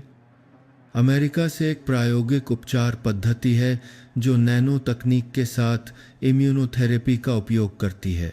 सफलता की दर केवल 30% है। लागत बहुत ज़्यादा है, पूरे कोर्स के लिए लगभग 500 अमेरिकी डॉलर, और प्रक्रिया मरीज के लिए बेहद दर्दनाक होगी। कीजिए, अर्जुन ने बिना झिझके कहा। अगर 1% भी मौका है तो मैं कोशिश करना चाहता हूँ। क्या आपके पास पर्याप्त वित्तीय क्षमता है? प्रोफेसर लिम ने उन्हें एक सार्थक नज़र से देखा। वह अर्जुन की स्थिति के बारे में प्रेस के माध्यम से जानते थे। मैं व्यवस्था कर लूँगा, अर्जुन ने दृढ़ता से कहा। प्रोफेसर के कमरे से बाहर निकलकर उन्होंने पैसे उधार लेने के लिए अपने सभी जानने वालों को फ़ोन किया। लेकिन जब उन्होंने सुना कि उनका तलाक हो गया है और उन्होंने अपनी अधिकांश संपत्ति खो दी है, तो कोई भी इतनी बड़ी रकम उधार देने को तैयार नहीं था। माफ़ करना अर्जुन, मैं भी मुश्किल में हूँ। आप समझिए, अर्थव्यवस्था खराब चल रही है। तुम पागल हो, अपनी पूर्व पत्नी का इलाज करा रहे हो। ठंडे इनकार उनके दिल में चाकू की तरह चुभे। निराश होकर अर्जुन ने मुंबई में अपना बचा हुआ छोटा सा अपार्टमेंट भी बेचने का फैसला किया, जहां उन्होंने अपने बच्चों के साथ रहने की योजना बनाई थी। पापा, अगर हम घर बेच देंगे तो हम कहाँ रहेंगे? माया ने यह जानने पर पूछा। हम किराए पर घर ले लेंगे। ज़रूरी यह है कि पहले तुम्हारी माँ को बचाया जाए, या हम अपने पुराने किराए के कमरे में वापस चलें, रोहन ने सुझाव दिया। मुझे वहाँ की आदत है, पड़ोसी बहुत अच्छे हैं। अर्जुन ने भर्राई आवाज़ में दोनों बच्चों को गले लगा लिया। नहीं, मैं सब कुछ संभाल लूँगा, तुम लोग चिंता मत करो। उपचार का कोर्स भयानक दर्द के साथ शुरू हुआ। प्रिया को लगातार उल्टियाँ होती थीं। दवा के कारण उसका पूरा शरीर ऐंठता था, बाल गुच्छों में झड़ रहे थे और त्वचा कागज़ की तरह पीली पड़ गई थी। अर्जुन, उसने बेहोशी में उनका हाथ पकड़ा। मुझे बहुत दर्द हो रहा है, मुझे मर जाने दो। नहीं, तुम्हें बच्चों के लिए जीना होगा। अर्जुन चिल्लाए, आंसू बहने लगे। उन्होंने खुद को इतना लाचार कभी महसूस नहीं किया था। पैसा, शक्ति, सब कुछ मौत के सामने व्यर्थ था। माया अपनी माँ से एक पल के लिए भी दूर नहीं हुई। हर छोटी बड़ी चीज़ का ध्यान रखती, वह अपनी माँ को स्पंज बात देती, एक एक चम्मच दलिया खिलाती और एक बच्चे की तरह डायपर बदलती। थक गई हो? अर्जुन ने पूछा जब उन्होंने अपनी बेटी को नींद की कमी के कारण कुर्सी पर लुढ़कते देखा। मुझे आदत है। जब माँ पहली बार बीमार पड़ी थी तब भी मैं ऐसे ही देखभाल करती थी। माया ने थकी हुई आवाज़ में जवाब दिया। 12 साल की लड़की जैसे एक ही रात में बड़ी हो गई थी। हर काम को एक अजीब शांति के साथ संभाल रही थी। बेटा मुझे करने दो, आप रोहन का ख्याल रखिए, उसे घर की बहुत याद आ रही है। माया ने बीच में ही बात काट दी। हाँ, रोहन में अजनबी माहौल के कारण तनाव के लक्षण दिख रहे थे। वह अक्सर रात में रोता और अपने पुराने किराए के कमरे में वापस जाने की जिद करता। पापा, माँ कब ठीक होंगी ताकि हम घर जा सकें? जल्दी ही बेटा, अर्जुन ने उसे दिलासा दिया। लेकिन उन्हें खुद नहीं पता था कि जल्दी कब आएगा। 1 महीना चिंता और उम्मीद में बीत गया। कई सहायक दवाओं के इस्तेमाल के कारण इलाज का खर्च बढ़ गया। अर्जुन को ऊंची ब्याज दरों पर कर्ज लेना पड़ा, यहाँ तक कि अपना लैपटॉप और फ़ोन भी गिरवी रखना पड़ा। उन्होंने अतिरिक्त आय के लिए सिंगापुर में काम खोजना शुरू कर दिया। फ्रीलांस डिज़ाइन का काम करने लगे। एक शक्तिशाली अरबपति से अब उन्हें मामूली कीमत पर रात भर जागकर आर्किटेक्चरल ड्राइंग बनानी पड़ती थी। तुम क्या कर रहे हो? प्रिया ने होश में आने पर पूछा। बस थोड़ा काम कर रहा हूं, अर्जुन ने छिपाने की कोशिश की। मुझे धोखा मत दो, मुझे पता है कि तुम मुश्किल में हो। बस करो, मैं नहीं चाहती कि तुम मेरे लिए दुख झेलो। ऐसा मत कहो, उन्होंने गुस्से से कहा। मैं ये सब बच्चों के लिए कर रहा हूं, तुम्हारे लिए नहीं। इसलिए तुम्हें जीना होगा, तुम्हें ठीक होना होगा। चमत्कारिक रूप से 1 महीने के नरक के बाद प्रिया इलाज पर प्रतिक्रिया देने लगी। उसके फेफड़ों में ट्यूमर 40% तक सिकुड़ गया था और कैंसर कोशिकाओं का फैलना रुक गया था। यह एक दुर्लभ मामला है। प्रोफेसर लिम उत्साहित थे, लेकिन जल्दी खुश मत होइए। मरीज को कम से कम 6 से 12 काम दूर से राजा करते हैं। महीने लगातार इलाज की ज़रूरत है और पूरी तरह से ठीक होने की संभावना बढ़ाने के लिए बोन मैरो ट्रांसप्लांट सबसे अच्छा रहेगा। Bone marrow transplant? अर्जुन चिंतित हो गए। कितना खर्च आएगा? लगभग $200 और इसके अलावा ऑपरेशन के बाद का खर्च अलग। इस विशाल राशि ने अर्जुन को चकित कर दिया। वह अपने सभी संसाधन समाप्त कर चुके थे, लेकिन प्रिया को धीरे धीरे ठीक होते देखकर, अपने बच्चों के चेहरों पर माँ को बेहतर देखकर, मुस्कान देखकर, वह जानते थे कि वह रुक नहीं सकते। पापा, क्या मैं पार्ट टाइम काम कर सकती हूँ? माया ने अचानक पूछा। मुझे बर्तन धोना, घर साफ करना आता है। यहाँ शायद भारत से ज़्यादा तनख्वाह मिलेगी। नहीं, अर्जुन ने गंभीर आवाज़ों में कहा। तुम्हें पढ़ना है, मैं सब कुछ संभाल लूँगा। उन्होंने भारत फ़ोन किया। प्रिया की माँ को भी इलाज के लिए लाने की व्यवस्था की। एक और व्यक्ति का खर्च बढ़ गया, लेकिन वह बूढ़ी औरत को घर पर अकेला नहीं छोड़ सकते थे। श्रीमती कमला हालांकि आधे शरीर से लकवाग्रस्त थीं, लेकिन मानसिक रूप से सचेत थीं।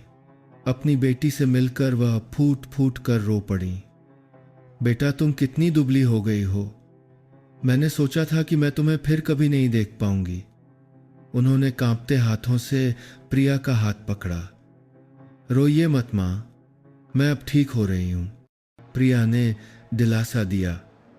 हालांकि वह खुद अभी भी कमजोर थी।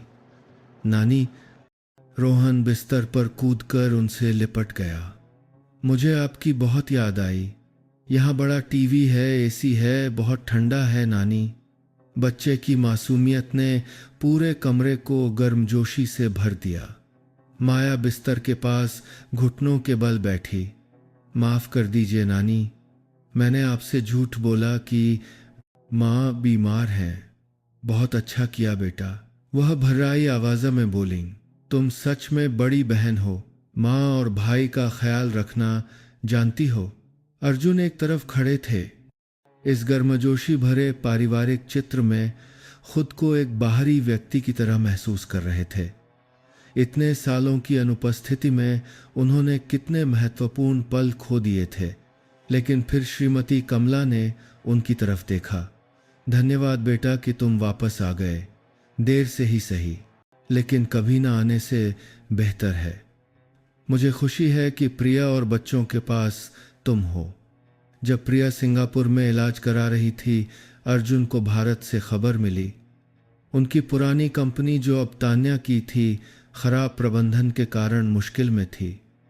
कई परियोजनाएं रुक गई थीं और पार्टनर पैसा निकाल रहे थे। तान्या ने कंपनी को सस्ते में बेच दिया था और अपने नए प्रेमी के साथ अपनी बेटी को लेकर अमेरिका में बस गई थी।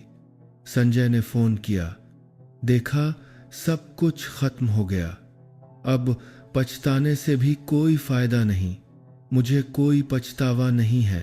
अर्जुन ने जवाब दिया, जिंदगी में पहली बार मुझे लग रहा है कि मैं सही मायने में जी रहा हूं। सही मायने में जी रहे हो? तंगी में अपनी पूर्व पत्नी के इलाज के लिए कर्ज में डूबे हुए संजय ने ताना मारा। हाँ, और अपने बच्चों को मुस्कुराते हुए देखकर, उन्हें पापा कहते हुए सुनकर, अपनी गलतियों को सुधार कर। तुम्हारे पास अरबों हैं, लेकिन तुम्हारे पास ये चीजें नहीं हैं। बैंक से कर्ज की सूचना भेजी गई। अपनी सारी संपत्ति बेचने के बाद भी अर्जुन पर व्यापार के समय का लगभग 10 करोड़ का कर्ज बाकी था। मौजूदा स्थिति में वह इसे चुका नहीं सकते थे। सर, बैंक आप पर मुकदमा करने की धमकी दे रहा है, वकील ने फोन पर बताया। अगर आप हार गए तो आपको जेल हो सकती है। होने दो, अर्जुन ने थके हुए कहा। मेरे पास अब खोने के लिए कुछ नहीं है पापा। माया चिंतित चेहरे के साथ पास खड़ी थी। मैंने फोन पर बात सुनी, क्या आपको जेल जाना पड़ेगा? नहीं बेटा, मैं सब कुछ संभाल लूंगा, उन्होंने उसे आश्वस्त किया। लेकिन माया ने सिर हिलाया। मुझसे झूठ मत बोलिए, मुझे पता है कि आप मां के इलाज की वजह से मुश्किल में हैं। या इसे रोक दीजिए पापा, माया अर्जुन ने गंभीर आवाज़ में कहा। मैंने कहा था मैं हार नहीं मानूंगा। तुम्हारी माँ ठीक हो रही है, बस बोन मैरो ट्रांसप्लांट की ज़रूरत है और फिर उसके ठीक होने का मौका है। मैं मरना पसंद करूंगा, लेकिन तुम्हारी माँ को। वह भावुक होकर वाक्य पूरा नहीं कर पाए। माया अपने पिता से लिपटकर फूट फूट कर रोने लगी। मुझे माफ़ कर दीजिए पापा, मुझे माफ़ कर दीजिए कि मैंने आपसे नफरत की। आप दुनिया के सबसे अच्छे इंसान हैं। रो मत, अर्जुन ने अपनी बेटी के सिर पर हाथ फेरा। मुझे तुमसे माफ़ी मांगनी चाहिए पिछले 5 सालों से गायब रहने के लिए। प्रोफेसर लिम आपसे मिलना चाहते हैं, एक नर्स ने आकर बताया। अर्जुन का दिल बैठ गया। क्या कोई बुरी खबर थी? लेकिन जब वह कमरे में गए तो प्रोफेसर मुस्कुराए। मेरे पास अच्छी खबर है, आपकी पत्नी इलाज पर बहुत अच्छी प्रतिक्रिया दे रही हैं। अगर हमें एक उपयुक्त बोन मैरो डोनर मिल जाता है तो उनके ठीक होने की बहुत ज़्यादा संभावना है। मैं दान करूंगा, अर्जुन ने तुरंत कहा। मैं परीक्षण के लिए तैयार हूं, प्रोफेसर ने सिर हिलाया।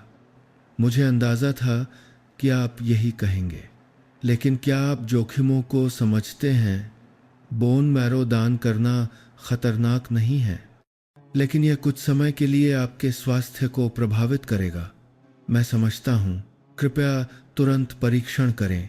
2 दिन बाद परीक्षण के परिणामों से पता चला कि अर्जुन 90% मेल खाते थे, जो 2 गैर रक्त संबंधियों के बीच एक दुर्लभ धर थी।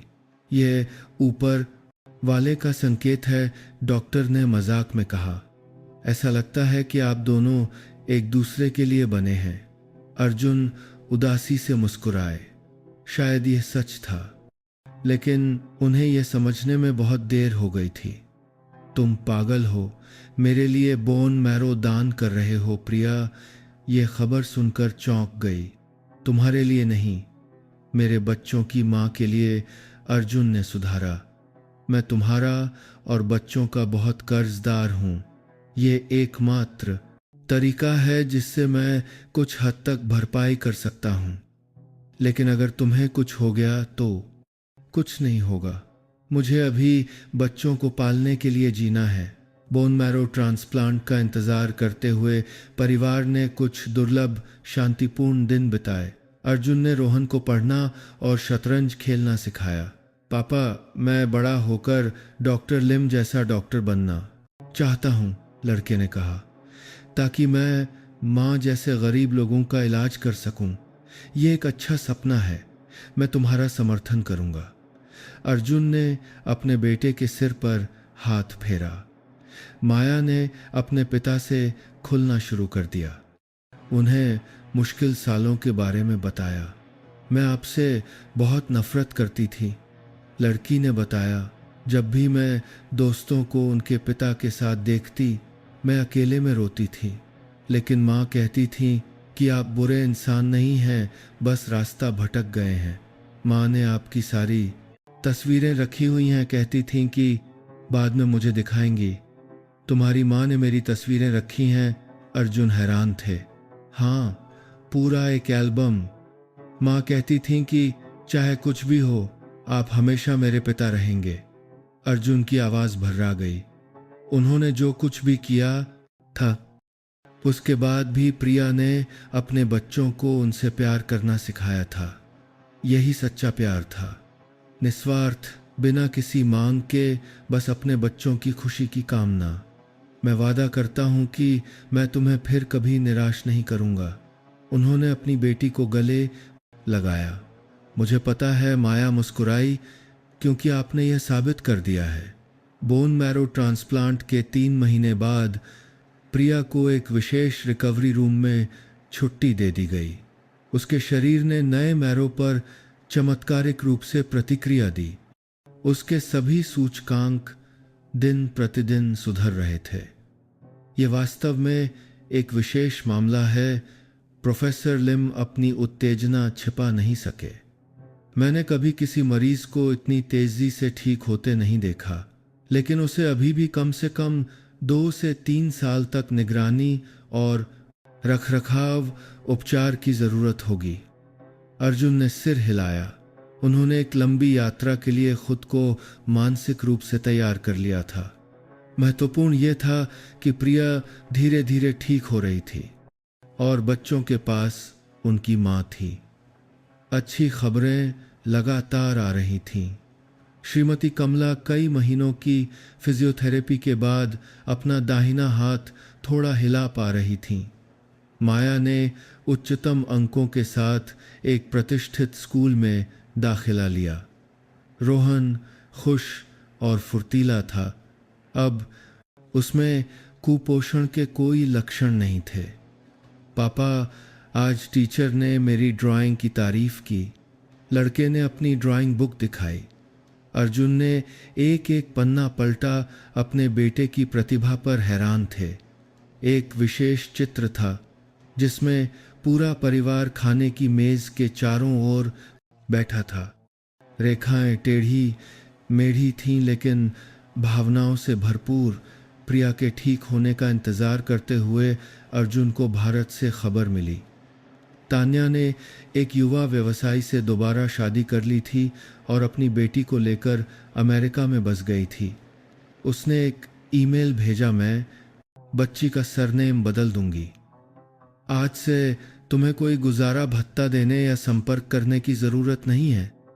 समझो हम कभी मिले ही नहीं थे। उन्होंने मिश्रित भावनाओं के साथ ईमेल पढ़ा। कुछ हद तक राहत और कुछ हद तक उस मासूम बच्चे के लिए अपराध बोध। लेकिन शायद ये सबसे अच्छा तरीका था, ताकि बच्ची एक पूरे परिवार में बड़ी हो। माया और रोहन की तरह 2 घरों के बीच न पिसना पड़े। क्या सोच रहे हो?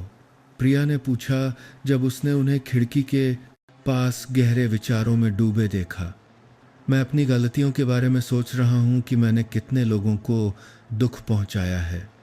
हर कोई गलतियाँ करता है। ज़रूरी यह है कि हम अपनी गलती सुधार लें, प्रिया ने दिलासा दिया। तुम मुझसे नफरत नहीं करती। मेरी वजह से तुमने इतने साल दुख झेले। नफरत करके क्या मिलेगा? मेरे पास 2 अद्भुत बच्चे हैं।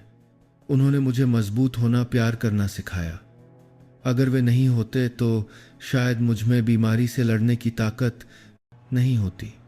माया दवा की ट्रे के साथ कमरे में आई। माँ, दवा ले लो। वह अब लंबी हो गई थी। उसके चेहरे पर समझदारी साफ झलक रही थी। मेरी अच्छी बेटी प्रिया ने उसके बालों पर हाथ फेरा। माया, तुम्हारा क्या सपना है? अर्जुन ने अचानक पूछा। माया ने अपने पिता की तरफ देखा। मैं डॉक्टर बनना चाहती हूँ, ताकि मैं उन गरीब लोगों का इलाज कर सकूं जैसे डॉक्टरों ने माँ को बचाया। मैं तुम्हारा पूरा समर्थन करूंगा। उन्होंने अपनी बेटी का हाथ पकड़ा। लेकिन इसलिए नहीं कि मैं अमीर हूं, बल्कि इसलिए कि मुझे तुम्हारी काबिलियत पर विश्वास है। एक पतझड़ की शाम, जब पूरा परिवार अस्पताल के कमरे में इकट्ठा था, माया ने एक लिफाफा निकाला। मेरे पास सबके लिए एक तोहफा है। अंदर एक ऑलराउंडर छात्र का प्रशंसा पत्र और एक छोटा सा पत्र था। धन्यवाद पापा, मम्मी। धन्यवाद पापा वापस आने के लिए। धन्यवाद माँ मजबूत रहने के लिए। मैं वादा करती हूँ कि मैं हमेशा कोशिश करूँगी और आप लोगों को निराश नहीं करूँगी। मैं आप सबसे प्यार करती हूँ। प्रिया अपने बच्चे को गले लगाकर फूट फूट कर रोने लगी। अर्जुन भी अपने आंसू नहीं रोक पाए। रोहन बिस्तर पर कूद गया। मैं भी आप सबसे प्यार करता हूँ। मैं भी दीदी की तरह होशियार बनूंगा। जिस दिन प्रिया को अस्थायी रूप से एक गेस्ट हाउस में जाने की इजाज़त मिली, पूरे परिवार ने मिलकर एक विशेष भोजन तैयार किया। 5 साल से ज़्यादा समय के बाद वे फिर से एक ही मेज़ पर बैठे थे, बिल्कुल पहले जैसा। श्रीमती कमला ने भावुक होकर कहा। उनका दाहिना हाथ कांपते हुए चॉपस्टिक पकड़ रहा था, जो महीनों के अभ्यास का परिणाम था। पूरी तरह से पहले जैसा नहीं। प्रिया अर्जुन को देखकर मुस्कुराई, लेकिन शायद बेहतर, क्योंकि अब हम एक दूसरे की ज़्यादा कद्र करते हैं। भोजन गर्मजोशी भरे माहौल में हुआ। रोहन लगातार स्कूल की बातें बताता रहा। माया शांत थी, लेकिन जब उसने स्कूल में गरीब दोस्तों की मदद करने के लिए एक चैरिटी प्रोजेक्ट का जिक्र किया तो उसकी आंखें चमक उठीं। मैं एक स्कॉलरशिप फंड शुरू करना चाहती हूँ, उसने साझा किया, ताकि मेरे जैसे बच्चों को स्कूल जाने का मौका मिले। यह एक शानदार विचार है। अर्जुन उत्साहित हो गए। मैं इससे फंड करूँगा। क्या हम इसका नाम आशा फंड रख सकते हैं? खाने के बाद जब बच्चे सो गए, अर्जुन और प्रिया बालकनी में बैठकर सिंगापुर के आसमान को देख रहे थे। क्या तुमने कभी सोचा था कि हम इस दिन तक पहुंचेंगे? प्रिया ने पूछा। कभी नहीं। मैंने सोचा था कि मैंने सब कुछ खो दिया है, लेकिन तुमने नहीं खोया।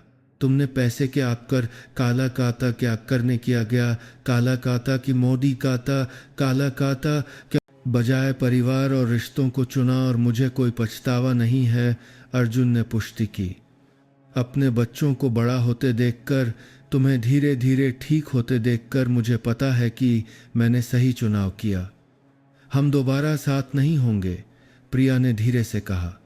मैं समझता हूँ। अर्जुन ने सिर हिलाया। लेकिन हम अभी भी एक परिवार हैं, बच्चों के लिए और उस रिश्ते के लिए जो कभी खत्म नहीं हो सकता। प्रिया मुस्कुराई। चांद की रोशनी उसके चेहरे पर पड़ रही थी, जो अभी भी दुबला था लेकिन जीवन शक्ति से चमक रहा था। दोनों चुपचाप इस तरह की संजय कर रहा था। दुर्लभ शांतिपूर्ण क्षण का आनंद लेते रहे। साल बीत गए। प्रिया का इलाज जारी रहा और वह चमत्कारिक रूप से ठीक हो गई। हालांकि पूरी तरह से ठीक नहीं हुई, लेकिन वह लगभग सामान्य जीवन जी सकती थी। बस उसे नियमित रूप से अस्पताल जाना पड़ता था। अर्जुन ने सिंगापुर में एक नई कंपनी शुरू की। आय पहले जितनी नहीं थी, लेकिन परिवार की देखभाल के लिए पर्याप्त थी। उन्होंने गरीब मेधावी बच्चों की मदद के लिए एक चैरिटी फंड स्थापित करने का अपना वादा भी पूरा किया। माया ने उत्कृष्ट अंकों के साथ हाई स्कूल पास किया और एक प्रतिष्ठित मेडिकल स्कूल से पूरी स्कॉलरशिप प्राप्त की।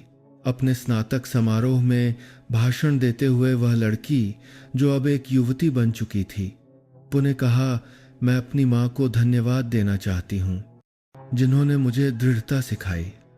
धन्यवाद पापा, जिन्होंने मुझे सिखाया कि गलती सुधारने में कभी देर नहीं होती। धन्यवाद मेरे छोटे भाई और नानी, परिवार ही मेरी सबसे बड़ी प्रेरणा थी, जिसने मुझे हर मुश्किल से पार पाने में मदद की। पूरा हॉल तालियों से गूंज उठा। परिवार की मार्मिक कहानी सुनकर कई लोगों की आंखों में आंसू आ गए। रोहन एक प्रतिभाशाली लड़का बन गया। न केवल चित्रकला में अच्छा था, बल्कि पढ़ाई में भी अच्छा था। वह अक्सर कहता, मैं दुनिया का सबसे भाग्यशाली हूँ, क्योंकि मेरे पास माँ, पापा और दीदी हैं। उसकी मासूमियत एक मरहम की तरह थी, जो सभी घावों को भर रही थी। श्रीमती कमला हालांकि बूढ़ी और कमज़ोर थीं, लेकिन अपने बच्चों और नाती पोतों को एक साथ देखकर हमेशा मुस्कुराती रहती थीं। वह अक्सर कहती थीं, भगवान ने मुझे परिवार को खुश देखने के लिए और समय दिया, मैं बहुत संतुष्ट हूँ। एक सर्दियों की शाम जब पूरा परिवार हीटर के पास बैठा था, अर्जुन ने सुझाव दिया, चलो एक नई पारिवारिक तस्वीर खींचते हैं। सब लोग उत्साह से राजी हो गए। तस्वीर में कोई बनावटीपन या दूरी नहीं थी। प्रिया बीच में बैठी थी, उसके दोनों ओर बच्चे थे। अर्जुन पीछे खड़े थे। उनका हाथ अपनी पूर्व पत्नी के कंधे पर था, एक पति के रूप में नहीं, बल्कि एक दोस्त, एक पिता के रूप में। श्रीमती कमला व्हील चेयर पर सामने बैठी थीं। उनकी मुस्कान उज्जवल थी। यह एक ऐसे परिवार की तस्वीर थी जो पूर्ण नहीं था, लेकिन प्यार से भरा था। कई साल बाद जब माया एक सफल डॉक्टर बन गई थी और रोहन एक प्रतिभाशाली चित्रकार, वे अभी भी उस कठिन समय को याद करते थे। दर्द या नफरत से नहीं, बल्कि कृतज्ञता के साथ, क्योंकि उन्हीं चुनौतियों ने उन्हें मजबूत, दयालु बनाया था। और सबसे महत्वपूर्ण बात, इसने उन्हें एक अनमोल सबक सिखाया था। परिवार शायद सबसे उत्तम जगह ना हो, लेकिन ये वह जगह है जहां चाहे कितने भी तूफान आए, रिश्तों का धागा कभी नहीं टूट सकता। अर्जुन अक्सर अपनी यात्रा को पीछे मुड़कर देखते और खुद से कहते कि उनके पास एक समय सब कुछ था, लेकिन खुशी नहीं थी। अब बहुत कुछ खोने के बाद उन्होंने सबसे कीमती चीज पाई, परिवार और सच्चा प्यार। कुछ गलतियां मिटाई नहीं जा सकती, कुछ घावों को भरने में समय लगता है, लेकिन जब इंसान अपनी गलती को स्वीकार करता है, पश्चाताप करता है और उसे सुधारने का प्रयास करता है, तो चमत्कार हो सकते हैं। ठीक उसी तरह जैसे एक टूटा हुआ परिवार फिर से एक हो गया, पुराने रूप में नहीं, बल्कि एक नए, गहरे और पहले से कहीं ज्यादा मजबूत बंधन में। इस कहानी से सबक, जीवन में हम अक्सर प्रसिद्धि और पैसे के भंवर में फंस जाते हैं। ये भूल जाते हैं कि सच्ची खुशी सबसे सरल चीजों में निहित है, परिवार। ये दो शब्द सरल लगते हैं, लेकिन इनमें प्यार और बलिदान का पूरा आकाश समाया हुआ है। अपने प्रियजनों के मूल्य को समझने के लिए बहुत देर होने का इंतजार न करें। लालच और इच्छाओं को, उन चीजों पर पर्दा न डालने दें जो जीवन में वास्तव में महत्वपूर्ण है। याद रखें, कोई भी गलती ऐसी नहीं है जिसे सुधारा नहीं जा सकता। अगर हम सच्चे दिल से पश्चाताप करें और बदलने का प्रयास करें, प्रायश्चित का मार्ग कठिन हो सकता है, लेकिन अंतिम पुरस्कार, प्यार और क्षमा हर बलिदान के लायक होगा। क्योंकि पैसा फिर से कमाया जा सकता है, प्रसिद्धि फिर से बनाई जा सकती है, लेकिन परिवार के साथ बिताया गया समय और रिश्ते एक बार खो जाने पर कभी वापस नहीं आते। प्रिय दर्शकों, प्रेरणादायक कहानियों की दुनिया में हमारे साथ कदम रखने के लिए धन्यवाद। आशा है कि हर कहानी आपके जीवन की यात्रा में एक प्रकाश स्तंभ का काम करेगी। कृपया लाइक, सब्सक्राइब और शेयर करें ताकि हम इन मानवीय मूल्यों को फैला सकें। आप हमेशा स्वस्थ और शांतिपूर्ण रहें। दोस्तों, आप सब कहाँ से हैं और आपको ये कहानी कैसी लगी, कमेंट में ज़रूर बताइएगा। मेरी दुआ है कि आप सब जहाँ भी रहें हमेशा सुरक्षित और खुश रहें। अगर आपके पास भी कोई ऐसी ही दिलचस्प कहानी है तो उसे हम सबके साथ ज़रूर साझा करें।